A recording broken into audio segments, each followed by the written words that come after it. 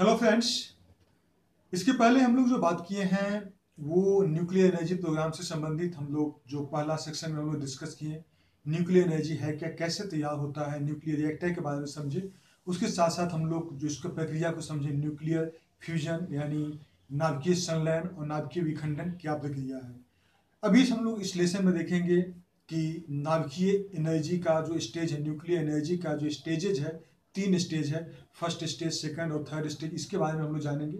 उसके साथ साथ हम लोग देखेंगे कि न्यूक्लियर एनर्जी से क्या फ़ायदा है, क्या एडवांटेज है, क्या इसके साथ साथ क्या इसका डिसएडवांटेज है, क्या इसका नुकसान है, और फिर इससे संबंधित कुछ इन्फॉर्मेशन को देखेंगे जो कि आपको मेंस के प्रिपरेशन में काफ़ी हेल्प करेगा।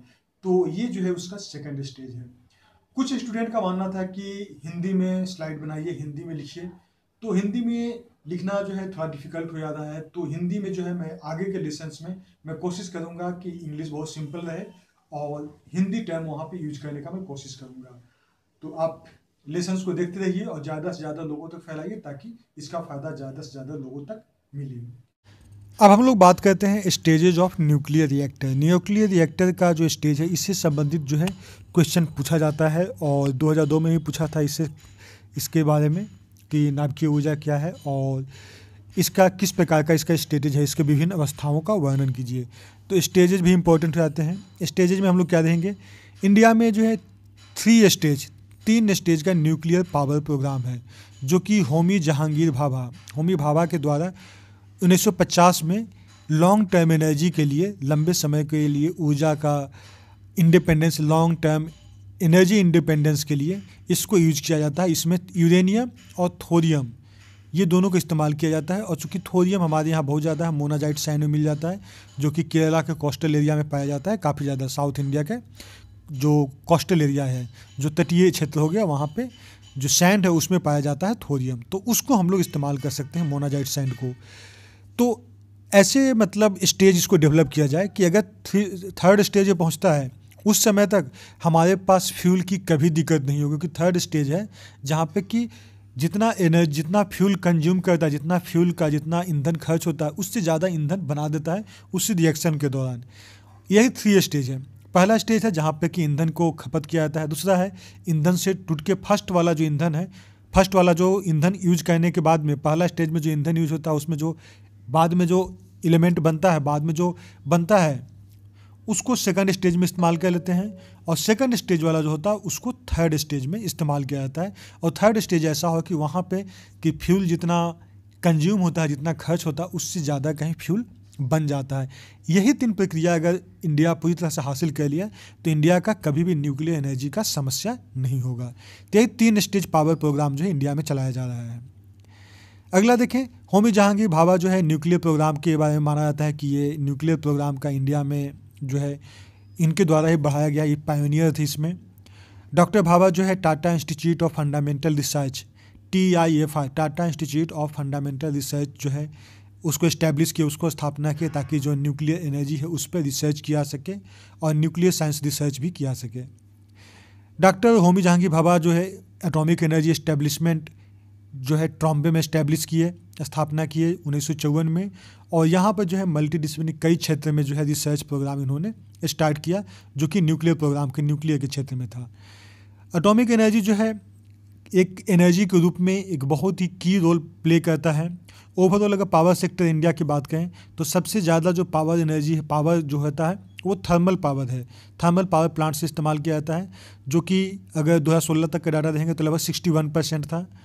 टोटल इंस्टॉल पावर अगर देखें रिन्यूएबल सोर्स का वो है 14.5%। और जो न्यूक्लियर एनर्जी का है 1.9, अभी जो है 2% माना जाता है कि न्यूक्लियर एनर्जी जो है टोटल एनर्जी का 2% इस्तेमाल किया जाता है। तो ये हम लोग बेसिक हम लोग समझ गए। उसके बाद हम लोग स्टेज को समझते हैं। स्टेज है क्या, पहला स्टेज हम लोग बात करते हैं। स्टेज 1 में क्या है, इंडियन न्यूक्लियर पावर जनरेशन का है 3 स्टेज प्रोग्राम है। ये भी आपको ध्यान रखना है कि इंडियन न्यूक्लियर पावर जो है वो 3 स्टेज प्रोग्राम है।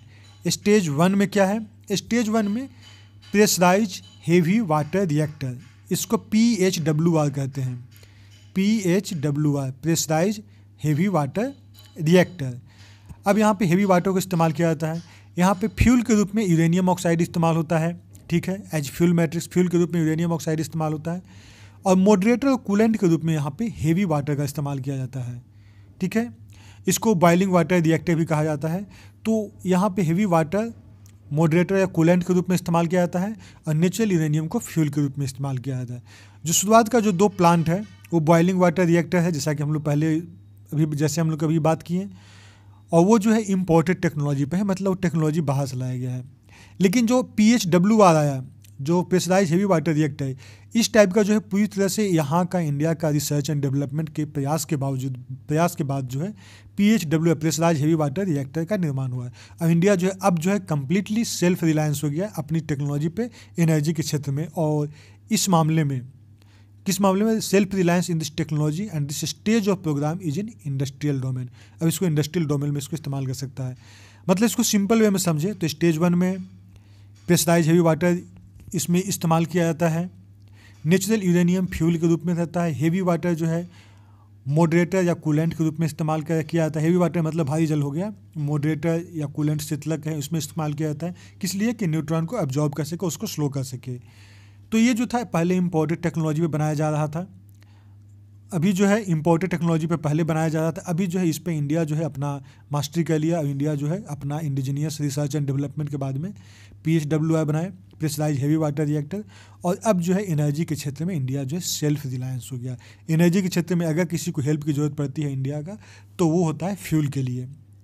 तो ये हो गया पहला स्टेज को समझ गए। अब हम लोग बात करते हैं दूसरा स्टेज का नाम है fast breeder reactor test reactor. अब क्या है, इंडिया का सेकंड स्टेज है न्यूक्लियर पावर जनरेशन का, जिसमें कि प्लूटोनियम 239 को इस्तेमाल किया जाता है। अब यहाँ पे प्लूटोनियम 239 आया कहाँ से, तो ये आया फर्स्ट स्टेज के रिएक्टर से। फर्स्ट स्टेज रिएक्टर आया, जो फर्स्ट स्टेज का जो था उसके दौरान जो प्रोडक्ट निकला वो निकला प्लूटोनियम 239। अब इसी प्लूटोनियम को हम लोग सेकंड स्टेज में इस्तेमाल कर रहे हैं, ठीक है, फास्ट ब्रीडर रिएक्टर में। तो यही है मेन फीचर जो है फास्ट ब्रीडर टेस्ट रिएक्टर का, यही है। इसमें क्या है, प्लूटोनियम 239 जो है यहाँ पे मेन फिसाइल एलिमेंट है, मेन फ्यूल के रूप में इस्तेमाल किया जाता है। इसके साथ साथ यूरेनियम 238 जो है इसको कोर के रूप में इस्तेमाल किया जाता है, मतलब उसके हेल्प करने के लिए, उसके ब्लैंकेट के रूप में उसके आसपास घेरा के लिए इस्तेमाल किया जाता है। और इस प्रकार जो न्यूक्लियर ट्रांसम्यूटेशन होता है, न्यूक्लियर के यहाँ पे ट्रांसम्यूटेशन होता है और यहाँ से प्रोड्यूस होता है फिर फ्रेश प्लूटोनियम 239, ठीक है। यहाँ पे फिर से फ्रेश प्लूटोनियम 239 प्रोड्यूस करता है और कहीं कंपेरेटिवली ज़्यादा करता है, as more and more plutonium 239 consumed during the operation. तो इस तरह से इसका इस सेकंड प्रक्रिया जो है चला जाता है। तो फर्स्ट प्रक्रिया का जो प्रोडक्ट आया प्लूटोनियम 239, इसको सेकंड स्टेज में इस्तेमाल किया गया, ठीक है। उसके साथ साथ प्लूटोनियम के साथ साथ यूरेनियम 238 भी इसको इस्तेमाल किया गया। तो ये इंडिया का सेकंड स्टेज न्यूक्लियर प्रोग्राम हो गया है। अब इंडिया का थर्ड स्टेज न्यूक्लियर प्रोग्राम में देखेंगे तो यही यूरेनियम 239 और प्लूटोनियम से यूरेनियम 233 बनाते हैं। कैसे बनाते हैं हम उसको आगे देखते हैं। तो ये टेक्नोलॉजिकली जो है फिजिबल है, ये किया सकता है और इसकी वजह से जो है एनर्जी काफ़ी ज़्यादा मात्रा में इस्तेमाल किया सकता है। तो स्टेज 2 का आप बेसिक्स का समझ गए, स्टेज 2 में क्या होता है। अब हम लोग बात करते हैं स्टेज 3 का।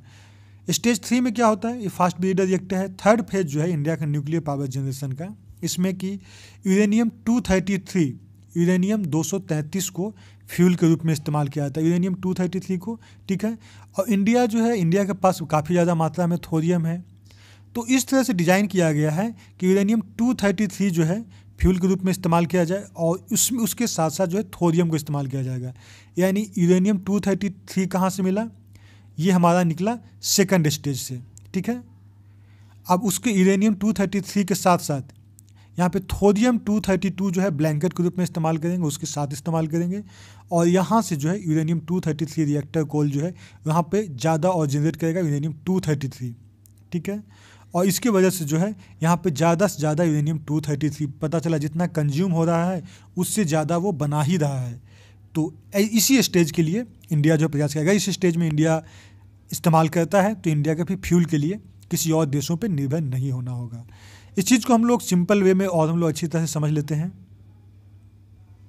इस पिक्चर के मतलब सिर्फ समझिए, 3 स्टेज में इंडिया का न्यूक्लियर प्रोग्राम है। ये जो है जो भाभा एटॉमिक रिसर्च सेंटर है उसी का वेबसाइट से आपको ये मिल जाएगा पिक्चर। यहाँ पे नेचुरल यूरेनियम इस्तेमाल किया गया, ठीक है। यहाँ पे यूरेनियम फ्यूल के रूप में यूरेनियम ऑक्साइड जो हम लोग देख रहे थे। यहाँ पे प्रेशराइज हेवी वाटर रिएक्टर इसको नाम दिया, यहाँ पे हेवी वाटर कूलेंट के रूप में इस्तेमाल होता है। अब क्या हुआ, यहाँ से डिप्लेटेड यूरेनियम निकला, यूरेनियम का डिप्लेटेड मतलब जो क्षय हुआ यूरेनियम वो निकला। उसके साथ साथ प्लूटोनियम निकला Pu, और उसके साथ साथ इलेक्ट्रिसिटी यहाँ से जनरेट हुआ। तो ये फर्स्ट स्टेज का हो गया है। इंडिया का बहुत ज़्यादा रिएक्टर जो फर्स्ट स्टेज का है और कुछ जो है सेकंड स्टेज का। थर्ड स्टेज पे अभी भी रिसर्च चल रहा है। सेकंड स्टेज हो गया। तो फर्स्ट स्टेज में प्लूटोनियम मिला, प्लूटोनियम को इसको हम लोग सेकंड स्टेज में इस्तेमाल करते हैं, ठीक है। यहाँ पे plutonium fuel fast breeder reactor यहाँ पे इस्तेमाल किए, और यहाँ पे हम लोग थोरियम का भी इस्तेमाल किया। तो उसकी वजह से यहाँ पे यूरेनियम 233 का निर्माण हुआ, और 233 का निर्माण हुआ, उसके साथ साथ काफ़ी इलेक्ट्रिसिटी भी निकला। अब इस यूरेनियम 233 को हम लोग थर्ड स्टेज के लिए इस्तेमाल करेंगे। तो यूरेनियम 233 जो है फ्यूल के रूप में इस्तेमाल किए, उसमें थोरियम को ऐड किए, थोरियम ब्लैंकेट के रूप में ऐड किए। तो यहाँ पे भी जो है हमारा काफ़ी ज़्यादा मात्रा में एनर्जी निकला, और यहाँ पे 233 बहुत ज़्यादा बना। 233 का इस्तेमाल किए, और यहाँ पे 233 और बन भी गया, मतलब कंज्यूम हुआ, उसके बाद में बन भी गया। तो ये रिएक्शन, ये यूरेनियम 233 को फिर से इस्तेमाल कर लेंगे। तो ये जो अगर थर्ड स्टेज अगर इंडिया प्राप्त कर लेता है, तो उसको न्यूक्लियर एनर्जी के लिए किसी और चीज़ों पे निर्भर नहीं होना होगा। 3 सारी चीज़ों को आप समझ सकते हैं। पावर जनरेशन प्राइमरी बाई पहला जो है PHW है, प्रेशराइज हेवी वाटर रिएक्टर को जो है। सेकंड स्टेज है, यहाँ से फर्स्ट स्टेज जो हमारा प्रोडक्ट मिलेगा उसको सेकंड स्टेज में इस्तेमाल करेंगे। यहाँ पे यूरेनियम 233 इसको बनाएंगे। यूरेनियम 233 को फिर हम लोग थर्ड स्टेज में यूरेनियम 233 को इस्तेमाल करेंगे, और इस्तेमाल करने के बाद में और ज़्यादा 233 का निर्माण हो जाएगा। उसमें अगर थोरियम का इस्तेमाल करेंगे तो, और थोरियम कहाँ पे, हमारा मोनाजाइट सैंड से हमको मिल जाता है, जो कि केरला का या फिर जो साउथ इंडिया का कोस्टल एरिया में आपको मिल जाता है वहाँ का बालू से। तो ये 3 स्टेज का न्यूक्लियर रिएक्टर का मुझे लगता है कि काफ़ी अच्छा सब समझ गए, क्योंकि मैं बहुत अच्छा क्लियर करके समझाने की कोशिश किया हूँ, ठीक है। फास्ट ब्रीडर रिएक्टर इंडिया क्यों इस्तेमाल करना चाहता है, ज़्यादा चाहता है, जो थर्ड स्टेज का है, उसका मेन वजह यही है कि it breeds more fuel than it consume. मतलब जितना एनर्जी लेता है उससे ज़्यादा एनर्जी ये बना देता है। मतलब फ्यूल की बात करें, ईंधन, यूरेनियम 233, तो जितना फ्यूल लेता है उससे ज़्यादा वो प्रोड्यूस कर देता है। इसी को कहते हैं, यही हमारा फास्ट ब्रीडर रिएक्टर का जो सबसे बहुत इंपॉर्टेंट चीज़ हो गया, और इसी वजह से इंडिया प्रेफर कर रहा है कि इस स्टेज में पहुंचा जा सके। तो ये हो गया बेसिक्स, हम लोग चीज़ को समझ गए। बहुत सारी इसमें इन्फॉर्मेशन अगर आपको काम कर इसमें रख सकते हैं, नहीं तो ये बहुत ज़्यादा ज़रूरत नहीं है। लेकिन अगर आप इसके टर्म में लिखना चाहते हैं कि फास्ट ब्रीडर रिएक्टर इंडिया क्यों हासिल करना चाहता है, तो उसका यही वजह है। आप तीनों स्टेज को समझा दीजिएगा, first stage, second stage, third stage. उसके बाद में थर्ड स्टेज जो है फास्ट ब्रीडर रिएक्टर का, तो वो कैसे होता है, क्योंकि जितना वो कंज्यूम करता है उससे ज़्यादा वो ब्रीड करता है। अब हम लोग इसका मेन जो आता है जो क्वेश्चन जो भी, वो है एडवांटेज। इसका फ़ायदा क्या है, हमको न्यूक्लियर एनर्जी का इस्तेमाल करने से क्या फ़ायदा है। तो फ़ायदा अगर हम लोग गिनाएं तो न्यूक्लियर एनर्जी जो है काफ़ी ज़्यादा इसका हायर एफिशिएंसी। हायर एफिशिएंसी का मतलब क्या है, बहुत ज़्यादा मात्रा में एनर्जी निकलता है, ठीक है। बहुत ज़्यादा मात्रा का, चूँकि अभी जो है ऊर्जा पर पूरी तरह से देश निर्भर होते जा रहा है, सारा दुनिया, जिसके पास जितना ऊर्जा है वो उतना शक्तिशाली है, वो उतना आर्थिक रूप से मजबूत है। तो बहुत ज़्यादा ऊर्जा की डिमांड को न्यूक्लियर एनर्जी भविष्य में पूरा कर सकता है। और ये फॉसिल फ्यूल होता है, जो हमारा फॉसिल फ्यूल होगा, जैसे पेट्रोलियम, कोयला, उसका एक अल्टरनेट सोर्स के रूप में इस्तेमाल किया सकता है। पहली बात। दूसरी बात हो गया कि इन्वायरमेंटल फ्रेंडली है, मतलब इसमें पोल्यूशन नहीं होता है। जो इन्वायरमेंटल पोल्यूशन की बात करें, जैसे कि अगर थर्मल पावर प्लांट का इस्तेमाल करें तो बहुत ज़्यादा धुआं निकलता है और बहुत ज़्यादा पोल्यूशन फैलता है। लेकिन अगर इसकी बात करेंगे तो इसमें किसी प्रकार का पोल्यूशन नहीं, इन्वायरमेंटल पोल्यूशन नहीं है। तीसरा है, ये मेंटेनेंस कॉस्ट इसमें बहुत कम लगता है। एक बार अगर इसको तैयार कर दिए तो 40 से 60 साल तक ये कंटिन्यू चलता है और एनर्जी की डिमांड को पूरा करता है। बहुत ज़्यादा एरिया भी नहीं लेता है, ये जो है बहुत छोटा एरिया में न्यूक्लियर रिएक्टर को बनाया सकता है। चौथा देखें कि ये लॉन्ग टर्म के लिए है, मतलब इसको कह सकते हैं कि रिन्यूएबल टाइप की एनर्जी है, क्योंकि अगर थर्ड स्टेज इंडिया प्राप्त कर लेता है तो एक तरह से कह सकते हैं कि रिन्यूएबल है, क्योंकि जितना फ्यूल इस्तेमाल कर उससे तो बना रहा, तो फ्यूल की दिक्कत होगी नहीं। रिन्यूएबल किसको कहते हैं, जिसको हम लोग बार बार इस्तेमाल कर सकें और वो उसका डिप्लेशन नहीं हो। जैसे कि हम लोग सूर्य की रोशनी को रिन्यूएबल सोर्स मानते हैं, पनबिजली को, हवा को, ये सब रिन्यूएबल सोर्स हैं, नवीकरणीय है। अगला पांचवा पॉइंट देखें कि इसमें है कि हम लोग फ्यूल कम इस्तेमाल करते हैं, लेकिन उसकी तुलना में एनर्जी जो है काफ़ी ज़्यादा मात्रा में हमें मिलता है। छठा देखें कि फॉसिल फ्यूल का जो हम लोग ईंधन जलाते हैं ईंधन के रूप में, उसका एक अल्टरनेट, उसका एक दूसरा ऑप्शन के रूप में न्यूक्लियर एनर्जी एक अच्छा ऑप्शन के रूप में माना जाता है। इसका एक और चीज़ देखें कि ऑयल प्राइस, कोल प्राइस, ये सब का जो प्राइस है अंतर्राष्ट्रीय मार्केट में, वो काफ़ी ज़्यादा फ्लक्चुएट करता है, घटता बढ़ता है। लेकिन उस मामले में देखेंगे तो जो न्यूक्लियर एनर्जी का जो है प्राइस, इसमें कुछ वॉलेटिलिटी नहीं, इसमें कुछ चेंजिंग बदलाव नहीं आता है। न्यूक्लियर एनर्जी आप उससे न्यूक्लियर जो आपके पास फ्यूल है उससे न्यूक्लियर एनर्जी इस्तेमाल कर सकते हैं। तो मतलब जो अंतर्राष्ट्रीय मार्केट में तेल का दाम, कोयला का वैल्यू सब घटते बढ़ते रहता है, उससे हमारी अर्थव्यवस्था से छुटकारा मिल जाएगा। मतलब न्यूक्लियर एनर्जी में इस तरह का फ्लैक्चुएशन नहीं होता है। अब इसका कुछ नुकसान भी है, एडवांटेज है तो कुछ इसका डिसएडवांटेज भी है। सबसे पहला चीज़ देखें तो इनिशियल कॉस्ट जो है इसका काफ़ी ज़्यादा हाई होता है। मतलब कि शुरुआत में जब इसको इंस्टॉल करना पड़ता है तो इंस्टॉल करने में काफ़ी ज़्यादा पैसा लगता है। दूसरा है कि इसका रेडिएशन जो होता है वो, अगर रेडिएशन किसी प्रकार से आता है तो काफ़ी ज़्यादा हानिकारक होता है, काफ़ी हार्मफुल इसका रेडिएशन निकलता है और वो शरीर को विकलांग बना सकता है। तीसरा है कि इसका जो वेस्ट होता है, इसका जो कचरा निकला, जो प्रोडक्ट निकला न्यूक्लियर रिएक्टर का, उसको कहाँ डिस्पोज किया जाए। उसको डिस्पोज करने के बावजूद भी वो कभी कभी 100 साल तक, 500 साल तक वो डिस्पोज नहीं होता है, वो अंदर रिएक्शन करते रहता है। मतलब उसको डिस्पोज करना मुश्किल, कभी 3 साल 4 साल, मतलब डिपेंड करता है वेस्ट पे कि इसका जो कचरा जो निकलता है न्यूक्लियर रिएक्टर से उसको डिस्पोज करना बहुत मुश्किल है। अगर ज़मीन में गाड़ते हैं तो अर्थ पॉल्यूशन होता है, पानी में जाता है तो पानी का पॉल्यूशन होता है, तो इसको डिस्पोज करना एक बहुत बड़ी समस्या है। फिर है लीक पोटेंशियल। जिस एरिया में न्यूक्लियर रिएक्टर है वहाँ पर लीक होने की संभावना अगर बढ़ती है, अगर कभी किसी प्रकार से अगर लीक होता है तो उस एरिया का बहुत ज़्यादा नुकसान होगा। तो एक लीक पोटेंशियल भी है, लीक होने का भी जो है एक डर होता है। फ्यूल मिसयूज, अभी जो है न्यूक्लियर रिएक्टर के लिए जो यूरेनियम का डिमांड होता है, यूरेनियम फ्यूल का इस्तेमाल होता है। यूरेनियम फ्यूल जो है अगर बहुत ज़्यादा इसको फैलने लगा तो यूरेनियम फ्यूल को अभी न्यूक्लियर वेपन्स के रूप में भी इसको इस्तेमाल किया जा रहा है, तो उस फ्यूल का जो है मिसयूज भी किया जा सकता है। फिर इकोसिस्टम पे भी इसको लेकर इकोसिस्टम पे भी खतरा है। इसके रेडिएशंस जो है इकोसिस्टम में कुछ ऐसे जीव प्रजाति हैं जिसको कि पूरी तरह से नाश कर सकता है, तो इकोसिस्टम के लिए हानिकारक है। अगला देखें कि ये फ्यूल अवेलेबिलिटी, क्योंकि अभी भी यूरेनियम सफिशिएंट नहीं है। यूरेनियम के लिए एक देश दूसरे देश पे निर्भर रह रहा है, उसमें इंडिया के लिए खासकर जो हो जाता है, इंडिया जो कि NSG नहीं साइन किया है, तो उस वजह से जो है इंडिया को फ्यूल मिलने में थोड़ी दिक्कत होती है।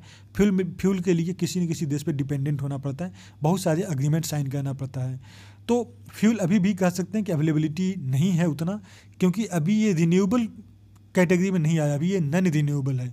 मतलब इसको रिन्यू करना मुश्किल, फ्यूल कंज्यूम होता है, खर्च होता है। लेकिन इंडिया अगर थर्ड स्टेज पर प्राप्त कर लेता है तो उसके बाद में इंडिया के लिए काफ़ी ज़्यादा हेल्पफुल होगा। वाटर पॉल्यूशन, अब हम लोग क्या हो गया कि जब न्यूक्लियर एनर्जी के द्वारा जब किसी चीज़ को हम लोग गर्म होता है, वहाँ से हीट एनर्जी निकलता है, उसमें हम लोग जब पानी डालते हैं तो पानी डालने के बाद में क्या होता है, वो पानी के थ्रू हम लोग स्टीम बनाते हैं, स्टीम से हम लोग टरबाइन घुमा के इलेक्ट्रिसिटी जनरेट करते हैं। तो वो जो वाटर जो है, जो वाटर को स्टीम बनाया, जो वाटर बच के निकला वो समुद्र में चला जाता है, पानी में, नदी में कहीं चला जाता है, उस एरिया को काफ़ी ज़्यादा पॉल्यूशन फैला देता है, क्योंकि उसमें रेडिएशंस होते हैं।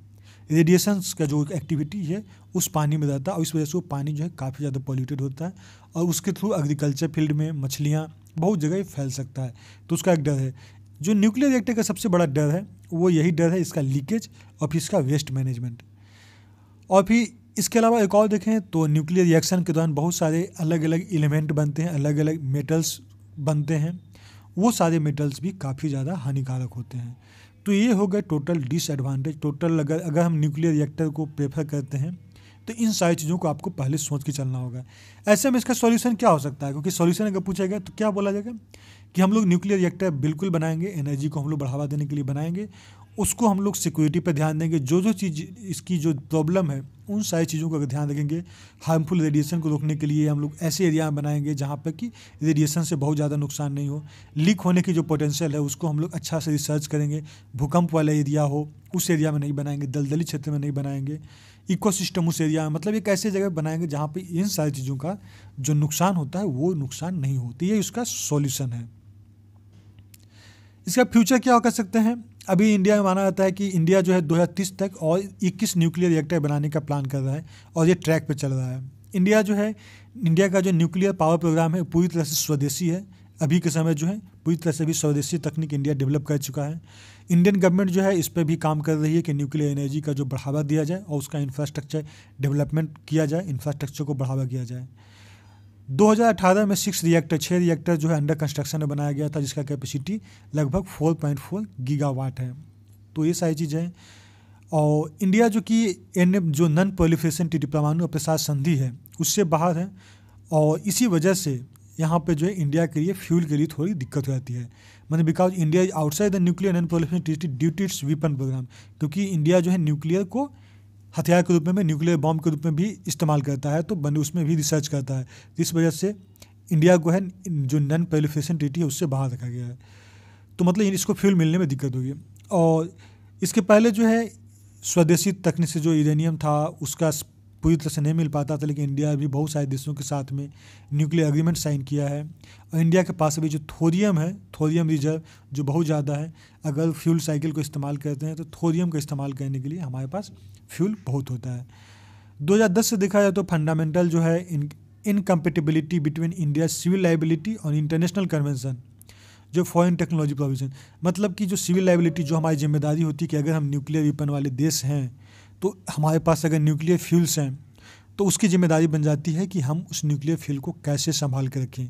तो ये भी है, इंडिया जो है इस क्षेत्र के लिए न्यूक्लियर फ्यूल के लिए बहुत देशों से सौदा किया है, निगोशिएशन किया है, एग्रीमेंट किया है जो कि न्यूक्लियर पावर प्लांट के लिए जो है फ्यूल सप्लाई करे, जिसमें कि हो गया Russia, Kazakhstan, Canada, Uzbekistan, France, Australia, इन सारे देशों से जो इंडिया जो है एग्रीमेंट किया है ताकि यहाँ से इंडिया को फ्यूल मिल सके। तो ये हो गया, तो इन सारी चीज़ों पे हम लोग बात किए। अब हम लोग कुछ न्यूक्लियर पावर प्लांट के बारे में कुछ हम लोग जान लेते हैं। सबसे पहले तो बात करें कि न्यूक्लियर पावर जो है इंडिया का ये 4th लार्जेस्ट सोर्स है इलेक्ट्रिसिटी का। पहला है थर्मल, दूसरा है हाइड्रो इलेक्ट्रिसिटी और तीसरा है रिन्यूएबल सोर्स ऑफ एनर्जी और चौथा हो जाता है हमारा न्यूक्लियर एनर्जी। इंडिया में भी 22 न्यूक्लियर रिएक्टर है, जिसमें कि और 8 कहीं कहीं मिल जाएगा आपको, 7 से 8 न्यूक्लियर पावर प्लांट में है और वहाँ पे 22 टोटल न्यूक्लियर रिएक्टर है। अभी कैपेसिटी जो है 6780 मेगावाट है और 6 रिएक्टर जो है अभी अंडर कंस्ट्रक्शन में है, जो कि 2018 जनवरी में इसको कंस्ट्रक्शन के लिए शुरू किया गया था। न्यूक्लियर पावर प्लांट जो है जैतपुर जो कि महाराष्ट्र में है, उसको फ्रांस के साथ कोलैबोरेशन करके बनाया गया है और इसका 9900 मेगावाट का प्रोजेक्ट है। न्यूक्लियर पावर प्लांट जो है कुदानकुलम जो कि तमिलनाडु में है, वो इंडिया और रसिया का कोलैबोरेशन है, 2000 मेगावाट के लिए प्रोजेक्ट है। अप्सरा न्यूक्लियर रिसर्च रिएक्टर जो कि इंडिया का पहला न्यूक्लियर रिएक्टर है, उसको फिर से इसको इनॉग्रेट किया गया है और ये जो है यूके की हेल्प से बनाया गया है। इंडिया जो है डोमेस्टिक यूरेनियम रिजर्व जो है इसके पास, इंडिया के पास ज़्यादा नहीं है यूरेनियम, इसलिए इंडिया जो है यूरेनियम जो है रसिया से ज़्यादातर मंगाता है। बहुत सारे ऐसे देश हैं जहाँ पे कि यूरेनियम सप्लाई करने के लिए सहमति दिए हैं इंडिया का, जिसमें अर्जेंटीना, मंगोलिया, कजाकिस्तान, नामीबिया ये सब है। तो इस रीजन में लगभग 44,000 टन जो है नेचुरल यूरेनियम जो है डिस्कवर किया गया है। तो ये सारे बेसिक इन्फॉर्मेशन होंगे। तो फ्रेंड्स, हम लोग इस लेसन में पूरी तरह से हम लोग न्यूक्लियर एनर्जी के सारे एस्पेक्ट्स पे हम लोग बात किए। इसके बावजूद भी अगर लगता है कि इस पर कुछ और भी एस्पेक्ट्स अगर छूट रहा है जो कि क्वेश्चन उससे पूछ सकता है, तो आप उसको कमेंट बॉक्स में लिखें और इस वीडियो को ज़्यादा से ज़्यादा शेयर करें ताकि जो भी स्टूडेंट हैं जो खासकर दूर दराज के एरिया में, उन लोगों तक ये फ़ायदा पहुँच सकें। Share and care. Okay friends, thanks for watching. Okay, bye bye, take care. अगला हम लोग देखेंगे वो देखेंगे इंडिया का स्पेस प्रोग्राम, मतलब भारत का अंतरिक्ष कार्यक्रम। Okay friends, bye bye.